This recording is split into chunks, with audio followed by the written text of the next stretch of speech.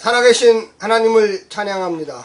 우리의 삶 속에 늘 주와 함께 동행하는 특권을 주신 주님을 찬양합니다.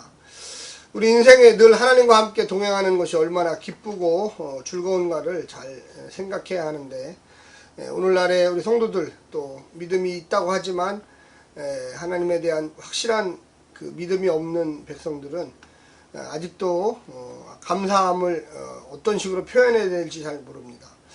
일상에서 이 사도 바울의 고백처럼 범사에 감사하라 이렇게 이야기합니다.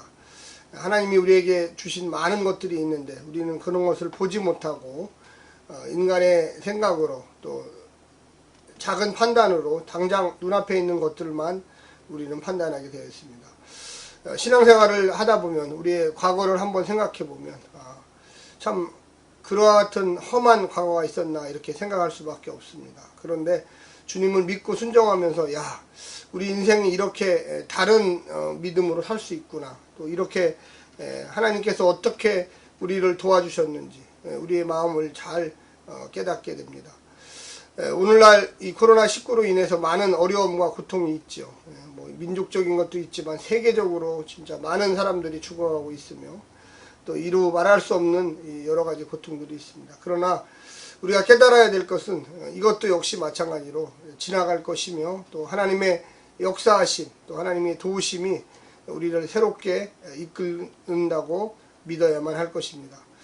오늘 본문에서 이야기하고 있는 감사의 제목들 또 어떤 것인가 한번 생각해 보고요. 히스기야 시대에 또 이사야가 어떤 식으로 하나님의 놀라운 기적과 능력을 보여주는지를 한번 참고했으면 좋겠습니다. 오늘 우리에게 주시는 하나님의 말씀은 이사야서 37장 21절부터 38절까지의 말씀입니다. 먼저 성우들이 읽어주는 말씀을 듣고 다시 오겠습니다. 아모스의 아들 이사야가 사람을 보내어 히스기야에게 이르되, 이스라엘의 하나님 여호와께서 말씀하시되, 네가 아수르의 사네립 왕의 일로 내게 기도하였도다 하시고, 여호와께서 그에 대하여 이같이 이르시되, 처녀딸 시온이 너를 멸시하며 조소하였고 딸 예루살렘이 너를 향하여 머리를 흔들었느니라. 네가 회방하며 능욕한 것은 누구에게냐? 네가 소리를 높이며 눈을 높이 들어 향한 것은 누구에게냐? 곧 이스라엘의 거룩하신 이에게니라. 네가 네 종을 통해서 주를 회방하여 이르기를, 내가 나의 허다한 병거를 거느리고 산들의 꼭대기에 올라가며 레바논의 깊은 곳에 이르렀으니 높은 백향목과 아름다운 향나무를 베고 또 그 제일 높은 곳에 들어가 살찐 땅의 수풀에 이를 것이며, 내가 우물을 파서 물을 마셨으니 내 발바닥으로 애굽의 모든 하수를 말리리라 하였도다. 네가 어찌하여 듣지 못하였느냐? 이 일들은 내가 태초부터 행한 바요 상고부터 정한 바로서 이제 내가 이루어 네가 견고한 성읍들을 헐어 돌무더기가 되게 하였노라. 그러므로 그 주민들이 힘이 약하여 놀라며 수치를 당하여 들의 풀같이 푸른 나물같이 지붕의 풀같이 자라지 못한 곡초같이 되었느니라. 내 거처와 내 출입과 네가 나를 거슬러 분노함을 내가 아노라. 네가 나를 거슬러 분노함과 내 오만함이 내 귀에 들렸으므로 내가 갈고리로 내 코를 꿰며 재갈을 내 입에 물려 너를 오던 길로 돌아가게 하리라 하셨나이다. 왕이여, 이것이 왕에게 징조가 되리니 올해는 스스로 난 것을 먹을 것이요 둘째 해에는 또 거기에서 난 것을 먹을 것이요 셋째 해에는 심고 거두며 포도나무를 심고 그 열매를 먹을 것이니이다. 유다 족속 중에 피하여 남은 자는 다시 아래로 뿌리를 받고 위로 열매를 맺으리니, 이는 남은 자가 예루살렘에서 나오며 피하는 자가 시온산에서 나올 것임이라. 만군의 여호와의 열심이 이를 이루시리이다. 그러므로 여호와께서 아수르 왕에 대하여 이같이 이르시되, 그가 이 성에 이르지 못하며 화살 하나도 이리로 쏘지 못하며 방패를 가지고 성에 가까이 오지도 못하며 흉벽을 쌓고 치지도 못할 것이요 그가 오던 길 곧 그 길로 돌아가고 이 성에 이르지 못하리라. 나 여호와의 말이니라. 대저 내가 나를 위하며 내 종 다윗을 위하여 이 성을 보호하며 구원하리라 하셨나이다. 하니라. 여호와의 사자가 나가서 아수르 진중에서 18만 5천인을 쳤으므로 아침에 일찍이 일어나 본즉 시체뿐이라. 이에 아수르의 사네립 왕이 떠나 돌아가서 니느웨에 거주하더니 자기 신 니스록의 신전에서 경배할 때에 그의 아들 아드람 멜렉과 사라셀이 그를 칼로 죽이고 아라라 땅으로 도망하였으므로 그의 아들 에살 핫돈이 이어 왕이 되니라. 이 오늘 본문의 말씀은 이 사네립이 쳐들어와서 그 예루살렘 성만 남겨놓고 유다의 모든 46개 성읍들을 다 정복한 이후에 이제 마지막 수도 예루살렘에 있는 이 히스기야 왕에게 사절단을 보내가지고 항복해라. 우리가 너희들을 정복할 것이다. 지금이라도 기회를 주니까 너희들은 항복하는 게 앞으로 일생을 사는데 도움이 되고 우리에게 조공을 바치고 과거처럼 친아수르 정책을 취하라 할 때에 이 히스기야가 취한 태도입니다. 히스기야는 옷을 찢으며 하나님을 이 경거망동하게 일컫는 이 아수르의 이 랍사게 또 이 사네립 이 사람들을 어찌해야 할 바를 몰랐습니다. 그래서 대표적인 선지자 이사야에게 도움을 청하고 중보 기도를 요청했습니다. 그거에 대한 대답이 오늘 이 21절에 나오고 있습니다. 아모스의 아들 이사야가 사람을 보내어 히스기야에게 이르되 이제 기도했습니다. 그래서 하나님 응답을 받았어요.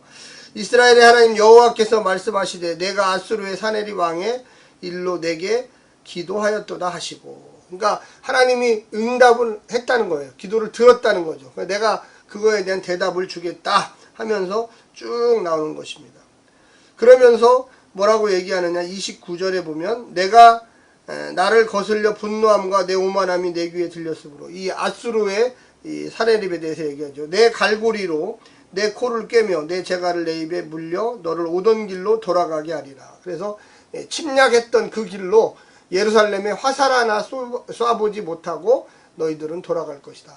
그래서 역사적으로 이렇게 보게 되면 그 아수르의 그 이야기 중에 하나님께서 이제 그 예루살렘 성을 그 삥 둘러싸고 있는 포위하고 있는 이 세력들을 천사들을 보내 가지고 무려 36절 38절에 보면 18만 5천 명을 죽이는 그런 이야기가 나옵니다. 36절을 좀 읽어드리면 여호와 사자가 나가서 아수르 진중에 18만 5천인을 쳤으므로 아침에 일찍 일어나 본즉 시체뿐이었더라. 18만 5천 명, 지금도 대단한 숫자인데 우리가 지금 2800년 700년 그 상황을 생각한다면 정말 어마어마한 대군이면서 또 어마어마한 사륙을 당한 거죠. 사실 하나님의 천사가 아수르 군대를 완전히 진멸해 버린 겁니다. 그런데 어떻게 전쟁을 할 수 있겠어요? 그렇게 아군이 18만 5천 명이나 죽었는데 전의를 완전히 상실하고 완전 패전이죠. 패전. 이런 패전이 없죠. 그러니까 제가 어제도 말씀드렸지만 홀리워라고 그래서 하나님이 진노하시도다, 진멸하시도다. 그러니까 하나님과 싸워서 이길 자 누구 있느냐. 근데 하나님이 이 전쟁에 개입하게 된 원인을 보면 그가 히스기야에게 보낸 이 편지에서, 이 서신에서 항복을 이야기하면서 야, 너희 하나님이 어디 계시냐? 너희 하나님은 나에게 승리를 주셨다. 그래서 굉장히 오만하게, 그래서 하나님이 살아계시면 너희들을 구원해 주실 거 아니냐. 근데 구원해 주지 못하지 않느냐. 우리가 모든 성읍을 다 정벌했다. 내가 너희들이 믿고 있는 그 이집트, 애굽, 내가 다 이겼다. 벌써 전쟁에서. 그러니까 너희들이 까불어봤자 소용없다. 너희 하나님 안 계신다. 이런 식으로 얘기했어요. 하나님이 살아계심을 이제 18만 5천 명을 그 도륙함으로써 보여주는 거죠. 야, 니들이 뭐냐? 별거 없다. 진짜 하나님은 나다. 진짜 신은 참신은 나다. 이렇게 보여주는 것입니다. 이런 것을 통해서 이 하나님이 단지 어떤 작은 일에만 관여하시는 거 아니라 하나의 민족신이 아니라 전 우주적인 신. 그래서 아수르의 대군도 다 이렇게 물리칠 수 있는 신. 그러니까 이 남유다는 작은 약소국이잖아요. 그러나 하나님께서 함께 하시는 그 민족을 건드릴 수 없다는, 하나님만이 할 수 있다라는 그런 모습을 우리는 보게 됩니다. 우리 인생 속에 이와 같은 일들이 뭐 종종 일어나는 건 아니지만 정말로 뜨겁게 하나님께 기도하면서 오늘 본문에도 보면 그래서 어떤 식으로 축복을 해줍니까? 너희들이 걱정하지 말아라. 이사야가 이 히스기야를 찾아가서 올해 너희가 이 새싹이 돋아나서 그것도 먹을 거다. 전쟁이 일어나면 도망가기 바쁘고 포로로 잡혀가고 뭐 농사에 신경 쓸 겨를이 없죠. 근데 그만큼 안정적으로 이 나라가 보호될 것이다. 또한 다음에도 너희가 씨를 심어서 먹을 수 있다. 2년 차죠. 3년 차에는 너희들의 심었던 그 열매 맺는 과실들이 거기서 과수를 따먹을 수 있게. 그러니까 단연생에서 이제 여러 해가 지나야지만 과수를 얻는 그와 같은 일들을 이제 축복으로 표현을 하고 있습니다. 우리가 이 본문을 통해서 알 수 있는 어떤 것 중에 이제 하나가 뭐냐면 내가 감히 이스라엘의 거룩한 자를, 그러니까 하나님이 참신이라는 것도 하나님이 이 고대 근동의 모든 지역을 통치하시고 계신다는 것. 특별히 하나님을 경배하는 히스기야는 작은 나라였지만 고대 대군을 맞아서 수도를 빼앗기지 않고 역으로 보복을 해서 18만 5천 명이 거룩한 전쟁, 하나님이 참여하는 전쟁으로 이끌어서 승리를 가져왔다는 거죠. 그리고 내가 어찌하여 듣지 못하였느냐. 쉽게 얘기하면 애굽의 그 교만함, 또 이 아수르의 교만함을 얘기합니다. 강대국들은 상당히 교만해요. 하나님을 찾지도 않고 지금도 그렇습니다. 말로는 찾는데 자기들이 알아서 다 하죠. 근데 약소국, 우리가 같은 작죠, 우리 한국 땅이. 약소국들은 하나님만 절대 의지해야 됩니다. 우리의 무기나 우리의 사람의 수나 머릿수나 또 어떤 인간의 지략 이런 것을 가지고 결코 승리할 수 없습니다. 어쩌다 한번 우연의 일치로 승리할 수 있겠지만 영원한 승리는 불가능해요. 하나님께서 함께 하셔야만 승리할 수가 있는 것입니다. 그래서 이 아수르가 했던 말들, 애굽을 무용지물로 만들겠다. 근데 하나님 거꾸로 그 너희가 했던 말, 사내립이 했던 그 말처럼 너희 나라를 그렇게 내가 만들어 주겠다. 그래서 이 사내립이 나중에 이 전쟁에 패전을 하고 돌아가서 자기 아들들에게 군사 구테타가 일어나서 아들들에 의해서 죽게 되는 내용이 제일 마지막 38절 부분에 나와 있습니다. 그래서 이 아드람과 멜렉과 사레셀이 사내립 암살에 관여해서요, 이 아라라 땅으로 사내립의 아들들의 다른 아들들이 에스라라 땅이 와기내기 시작합니다. 그래서 쫓아낸 거죠, 사실은. 그래서 전쟁에 패전하고 온 이 사내립을 완전히 쫓아내는 모습을 말합니다. 우리가 하나님께 피하면 하나님께서 열심을 내신다고는 본문에 나와 있습니다. 하나님이 이루시겠다고 하는 건 어떤 식으로든지 이루죠. 그래서 우리 약소국 국가들, 힘이 없는 자들은 하나님을 바라보고 하나님이 개입하시기를 원하는 그런 삶을 살아야만 하는 것입니다. 오늘 하루도 하나님의 놀라운 능력을 간구하십시오. 하나님은 우리 성도들의 기도에 응답하십니다. 성령님이 늘 충만한 능력을 주시기를 바라고 하나님의 지혜, 하나님이 함께 하시는 놀라운 삶을 사시기를 간절히 부탁합니다. 샬롬.